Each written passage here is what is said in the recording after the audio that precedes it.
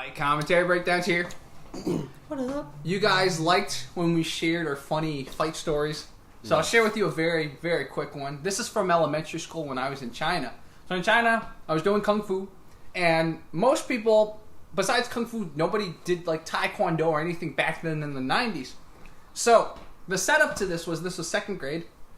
And there's a kid, his last name's Leo, like me. So normally I treated him like a brother. We used to be in the same table too. Mm-hmm.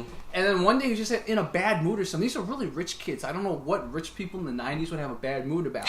But I don't know if he was trying to start fights, but he attacked 4 of my friends randomly. We were playing basketball in gym class. Yeah. So every time, let's say there was a little bump or something, he would smack them in the face or something like that. He's just having a bad day.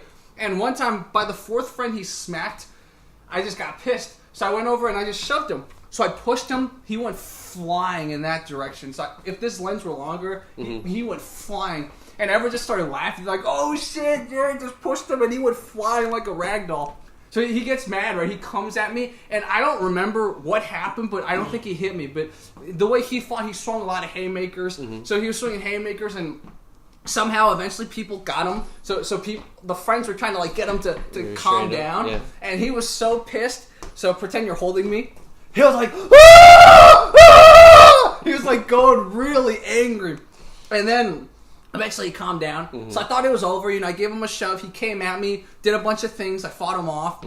About 5 minutes later, I feel a basketball hit me in the arm. So he came at me from when I wasn't looking, and he was probably aiming for my head, but good thing he had no aim. So the basketball hit me in the arm so hard. So I turned around and I just gave him a punch in the face, and he left again. And so I thought it was over. And then he comes back a 3rd time.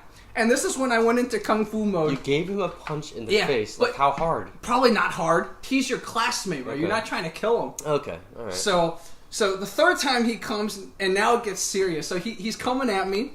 Again, I'm doing Kung Fu. I don't understand the jab, but I do know I have to create some distance. Okay. So he's coming at me. I create a little distance. So as I create a little distance, I guess I push him this way. So I push him this way. Okay. I give him a chop. Oh my God. And then I give him a snap kick.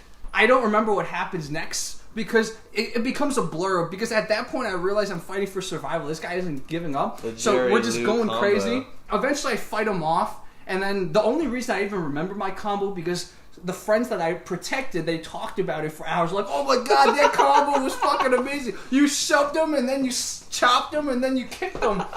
So that's the only reason I remember that combo. And the kicker to this story was that after the 3rd time me and him had a scuffle, he tried to start a fight about 5 minutes later with another friend of mine.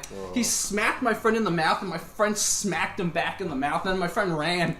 So this kid was having a really bad day. If somebody chopped me, I don't know that I could. I think I'd probably just laugh hysterically. And be like, man, you win. Yeah. You win. You win today. And I was really surprised how my chop landed perfectly. Yeah. Because I don't spar. When I did Kung Fu, I didn't spar. But somehow this just came natural. This chop to the neck. Have you ever seen the Bushido guys that will break bottles? They'll just sit there and they'll just work on their chop. Then they'll hit like wood and bricks and trains, and then all of a sudden they'll line up like 5 glass bottles and they'll just break the ball. I haven't seen those. Oh my gosh. You gotta find that clip and put it in and put it in here right now. You're concentrating a lot of force on a very small area, and you can, like if you watch, it sounds silly, it sounds ridiculous, but if you watch these videos of people like breaking glass bottles and everything, you can see how easily it would be to like break someone's neck. Oh wow. Anyway, we'll find the footage for you, we'll put it in here for you guys, but I could have sworn I've seen Anderson Silva do a lot of this like Steven Seagal type choppy stuff. I just don't know if he's ever landed it. I have seen him do an amazing upward elbow strike, which is really dope. He knocked someone out with that. Oh yeah, that was incredible. Yeah. Some people get mad at me. They're like, Jerry, you always discounted Kung Fu. This is an example. I'm not saying Kung Fu is always effective, but against a guy like him who was just crazy that day, he didn't know how to fight, Kung Fu was very effective. I knew how to keep the distance. I landed kicks. I did the chop. The chop. I mean, that move, man. I cannot believe that And the thing is, when you're doing taolu katas in Japanese, taolu, when you're doing taolu in Kung Fu, I don't even think we had many chop moves. I don't know why that chop just came so natural, but I think it was because I pushed him, so now his neck's exposed. Yeah. So just naturally, I just chopped. Yeah. So I've never chopped anyone in my life. I can honestly say I've never chopped anybody. So I have chopped someone else in my life, and he flicked me off, right? And so I just went up to him, and he wasn't used to getting someone charging at him. So the moment I went up to him, he already kind of ducked his head. So automatically I had a chop here. So I did a chop, and then I kicked him like 3 times. So, but those are the only 2 times I remember landing chops. So. But it's amazing. Like, this part of the hand's actually pretty strong. Oh, it's incredibly strong. I mean, again, we'll put the clip of these guys breaking bottles and everything. It's just gnarly. You can really do a lot of damage. I mean, it sounds like very like Austin Powers, like judo chop sort of thing, but it's effective. Exactly. Another lesson to that is he was throwing haymakers, right? So it's very easy to block haymakers. Yeah.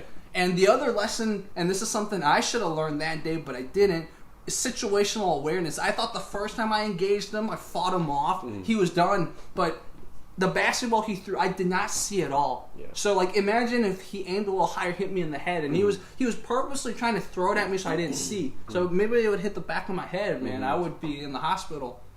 So, though he chucked it so hard, it hurt so much. So, situational awareness. Yep. Never turn your eyes off your opponent. Exactly. Yeah, my brother used to beat the tar out of me. I actually got claustrophobic because of Hank. And then jiu-jitsu helped me overcome claustrophobia. Oh, wow. Yeah, my brother used to like smother me with like a blanket. A blanket, Yeah, that's right. Yeah. That's right. Yeah, and that was really bad. But yeah, jiu-jitsu, especially jiu-jitsu in the gi, helped me overcome claustrophobia. So Wow. highly, highly effective. Okay, guys, so we will have a lot more to come. Again, shout out to Elite Sports for these awesome gloves. Hey. All right, fight commentary breakdowns.